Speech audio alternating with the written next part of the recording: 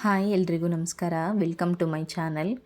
ನಾನು ಬೆಳಗ್ಗೆನೇ ABC juice ಮಾಡ್ಕೋತಾ ಇದ್ದೀನಿ. ಈ ಜ್ಯೂಸ್ ಮಾಡೋದಕ್ಕೆ ಅರ್ಧ ಆ್ಯಪಲ್ಲು, ಅರ್ಧ ಕ್ಯಾರೆಟು, ಅರ್ಧ ಬೀಟ್ರೂಟು ಮತ್ತು ಸ್ವಲ್ಪ ಪಿಂಕ್ ಸಾಲ್ಟ್ ಹಾಕ್ಕೊಂಡು ಒಂದು ಗ್ಲಾಸ್ ನೀರು ಹಾಕ್ಕೊಂಡು ರುಬ್ಕೋಬೇಕು. ಜ್ಯೂಸ್ ಇವಾಗ ಆಗಿದೆ. ಕುಡಿಯೋದಕ್ಕಂತೂ ತುಂಬಾ ಟೇಸ್ಟ್ ಇರುತ್ತೆ. ಕಲರು ಕೂಡ ನೋಡಿ ಎಷ್ಟು ಚೆನ್ನಾಗಿದೆ ಅಂತ. ನಾನು ಬೆಳಗಿನ ತಿಂಡಿಗೆ ಸಿಹಿ ಕುಂಬಳಕಾಯಿ ಚಪಾತಿ ಮತ್ತು ತೊಂಡೆಕಾಯಿ ಪಲ್ಯ ರೆಡಿ ಮಾಡ್ತಾಯಿದ್ದೆ. ಈ ಚಪಾತಿಗೆ ನಾವು ಸಿಹಿ ಕುಂಬಳಕಾಯಿನ ಸ್ಟೀಮ್ ಮಾಡ್ಕೋಬೇಕಾಗುತ್ತೆ. ಕುಂಬಳಕಾಯಿನೆಲ್ಲ ಚಿಕ್ಕ ಚಿಕ್ಕದಾಗಿ ಕಟ್ ಮಾಡಿಕೊಂಡು ಇದನ್ನು ಸ್ಟೀಮ್ ಮಾಡೋಕ್ಕೆ ಇಡ್ತಾಯಿದ್ದೀನಿ. ಇದನ್ನು ಒಂದು 15 ನಿಮಿಷ ಬೇಯಿಸ್ಕೊಳ್ಬೇಕು. ಅದಾದಮೇಲೆ ಚಪಾತಿ ಹಿಟ್ಟಿನ ಜೊತೆಗೆ ನಾವು ಇದೆಲ್ಲ ಸಿಪ್ಪೆ ತೆಗೆದುಬಿಟ್ಟು ಇದನ್ನೆಲ್ಲ ಚೆನ್ನಾಗಿ ಕಲಿಸ್ಕೊಬೇಕಾಗುತ್ತೆ. ನಾನು ಈ ಥರದ ಅಡುಗೆನೆಲ್ಲ ಮಕ್ಳ ಕಾನ್ಸೆಪ್ಟ್ ಇಟ್ಕೊಂಡು ಮಾಡ್ತೀನಿ. ಏಕೆಂದರೆ ನಾವು ಹಾಗೆ ಪಲ್ಯ ಮಾಡಿಕೊಟ್ರೆ ಮಕ್ಕಳು ತಿನ್ನೋದೇ ಇಲ್ಲ, ಬಾಕ್ಸಿಗೆ ಹಾಕಿದರೆ ಹಾಗೆ ವಾಪಸ್ ತರ್ತಾರೆ. ಅದೇ ನಾವು ಈ ಥರ ಚಪಾತಿ ಜೊತೆ ಎಲ್ಲ ಮಿಕ್ಸ್ ಮಾಡಿಕೊಟ್ರೆ ಅವ್ರು ತಿಂತಾರೆ, ಅವ್ರಿಗೆ ಗೊತ್ತೇ ಆಗೋದಿಲ್ಲ. ನೋಡಿ ನನ್ನ ಮಗ ತರಲೆ ಮಾಡ್ತಾಯಿದ್ದಾನೆ.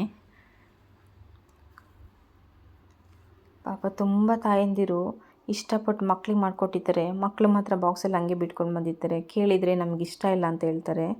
ಅದ್ರ ಬದಲು ನಾವು ಈ ಥರ ಚಪಾತಿ ಜೊತೆ ಮಿಕ್ಸ್ ಮಾಡಿ ಮಾಡಿಕೊಡೋದ್ರಿಂದ ಮಕ್ಳಿಗೆ ಗೊತ್ತಾಗಲ್ಲ, ಟೇಸ್ಟು ಚೆನ್ನಾಗಿರುತ್ತೆ ಮತ್ತು ಕಲರು ಕೂಡ ಡಿಫ್ರೆಂಟಾಗಿರುತ್ತೆ. ನಾನು ಹಾಗಾಗಿ ಈ ಥರ ಎಲ್ಲ ಪದೇ ಪದೇ ಟ್ರೈ ಮಾಡ್ತಾಯಿರ್ತೀನಿ. ನೀವು ಕೂಡ ಒಂದು ಸಲ ಟ್ರೈ ಮಾಡಿ, ಚೆನ್ನಾಗಿರುತ್ತೆ. ನಾನು ಪಲ್ಯಕ್ಕೆ ಒಗ್ಗರಣೆ ರೆಡಿ ಮಾಡ್ಕೊತಾ ಇದ್ದೀನಿ.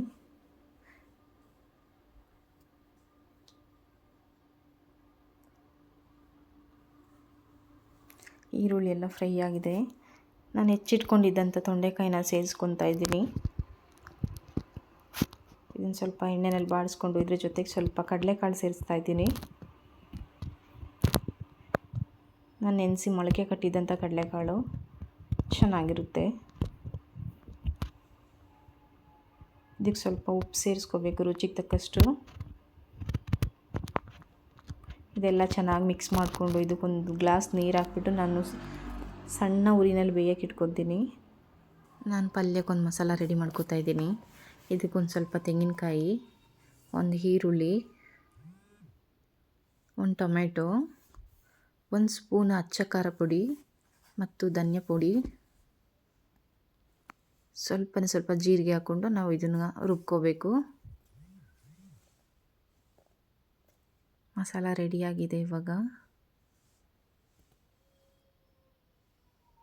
ಮಸಾಲ ಎಲ್ಲ ಮಿಕ್ಸ್ ಮಾಡಿ 15 ನಿಮಿಷ ಬೆಂದರೆ ಸಾಕು. ಇದು ಸ್ವಲ್ಪ ಸೆಮಿ ಗ್ರೇವಿ ಥರ ರೆಡಿಯಾಗುತ್ತೆ, ಚಪಾತಿಗೆ ಚೆನ್ನಾಗಿರುತ್ತೆ.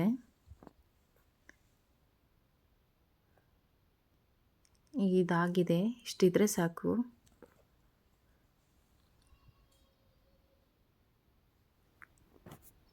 ಚಪಾತಿ ಬೇಯಿಸ್ಕೊತಾ ಇದ್ದೀನಿ. ಗೊತ್ತೇ ಆಗಲ್ಲ ನಾವು ಇದಕ್ಕೆ ಸಿಹಿ ಕುಂಬಳಕಾಯಿ ಸೇರಿಸಿದ್ದೀವಿ ಅಂತ, ಅಷ್ಟು ಚೆನ್ನಾಗಿರುತ್ತೆ. ನೋಡಿ, ಕಲರ್ ಮಾತ್ರ ಚೇಂಜ್ ಆಗಿದೆ ಅಷ್ಟೇ.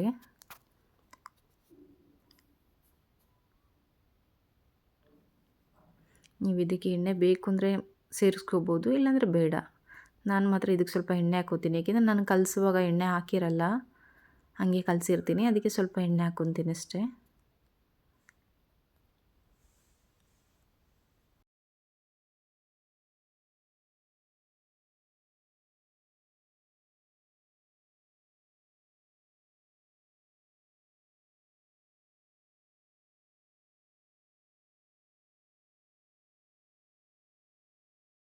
ನಾನು ಮಾಡಿದಂಥ ಈ ರೆಸಿಪಿ ನಿಮಗೆಲ್ಲರೂ ಇಷ್ಟ ಆಗಿದ್ದರೆ ಮನೇಲಿ ಒಂದು ಸಲ ಟ್ರೈ ಮಾಡಿ ಮಕ್ಕಳಿಗೆ ಮಾಡಿಕೊಡಿ, ತುಂಬಾ ಚೆನ್ನಾಗಿರುತ್ತೆ.